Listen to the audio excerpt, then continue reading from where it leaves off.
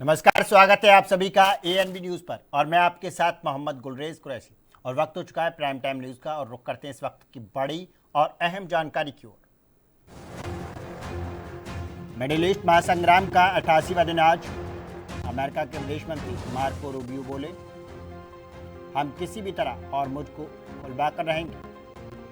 हम किसी भी तरह हॉर्मुज को खुलवा कर रहेंगे, ये अमेरिका के विदेश मंत्री ने कहा है। और ईरान में IRGC की नाव और मिसाइल लॉन्च की गई और ईरान की एनरिच यूरेनियम को US को सौंपा जाए।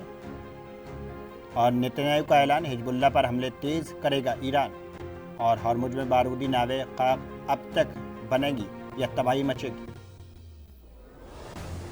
अचानक कच्चे तेल में हलचल और फिर बड़ा महंगाई का खौफ।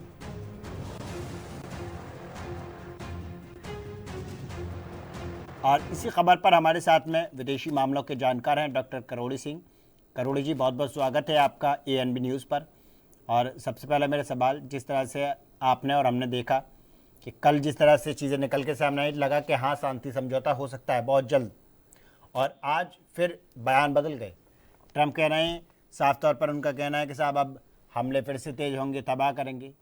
क्या समझा जाए, क्या शांति प्रस्ताव जिस तरह से रखा जा रहा है, क्या हो पाएगा इस पर समझौता? देखिए, अभी समझौते की संभावना नहीं है। क्यों नहीं है?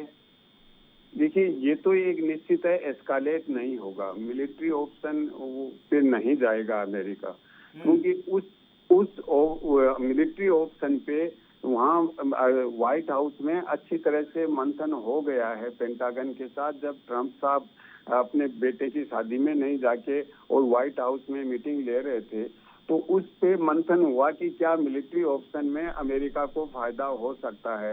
तो उस ऑप्शन को तो ड्रॉप कर दिया।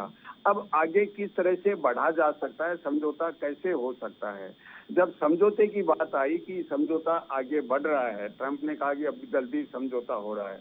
फिर नेतन्याहू और ट्रंप में बातचीत हुई और उसमें थोड़ा सा दोनों में काफी एक दूसरे को लेके असहमति थी। कुछ ये कह रहे हैं कि हॉट डायलॉग भी हुआ दोनों में। तो नेतन्याहू ने ट्रंप साहब से कहा कि आप तो चले जाओगे ईरान से समझौता करके, ईरान वैसा का वैसा बना हुआ है, तो मेरा क्या होगा? क्योंकि इजराइल में एक सेंस ऑफ इनसिक्योरिटी बहुत है।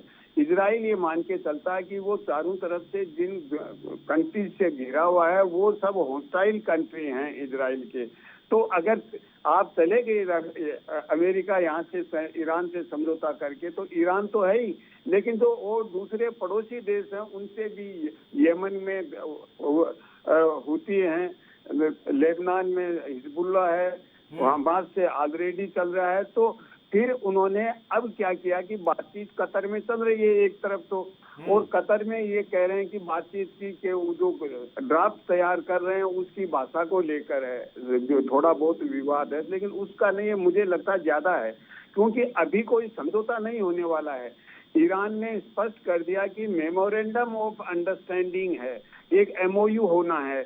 MOU का मतलब ये हुआ कि जो सीज फायर हुआ था वो कोई फॉर्मल तरीके से नहीं हुआ था। जब 8 अप्रैल को सीज फायर हुआ तो उस समय अमेरिका ने ये डिक्लेयर किया कि हम सीज फायर करते हैं। तो ईरान ने कहा, भाई हम तो पहले ही रिटालिएट कर रहे थे, बदले में कार्यवाही कर रहे थे, आप हमारे ऊपर अटैक कर रहे थे, हम रेस्पॉन्ड कर रहे थे।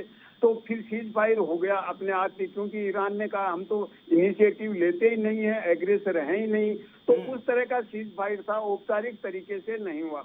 अब मुझे लगता है कि जो कतर में बातचीत हो रही है उसमें एक औपचारिक सीज फायर होगा, 2 महीने, 1.5 महीने, 2.5 महीने, जितना पीरियड का हो, और उस दौरान बातचीत चलेगी कि समझौता किस तरीके से हो, कौन कौन मुद्दों को हम किस किस मुद्दे को उठाएं, पहले किस मुद्दे पे हो, उसके बाद किस मुद्दे पे हो।